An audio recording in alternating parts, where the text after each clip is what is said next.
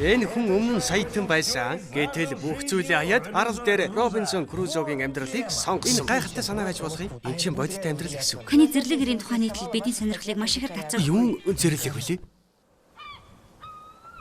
Дахиад ганц удаа тэр зэрлэг гэр болж байгаа.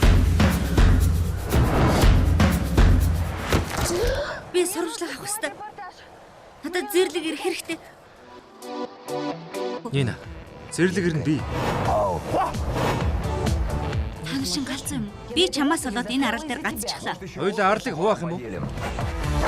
Хайшрал яасан бэ?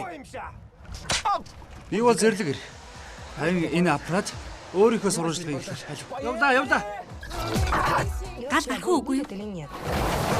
Нэгээ итгэхгүй гэдэг тангар өргөе. Чөтгөр яасан гэж энэ вэ? Баярлалаа чамд. Тэгээд бас би анх удаага л ингэж тайвширч байна. Камерын өмнө хоёр өвч холбож чадхаа болчихдгийг. Харин чамтай байхад хөвгөлтэй хөнгөс санагдсан. Амьдралын хүндрэл үү? Манайх чинь радио станц шүү дээ.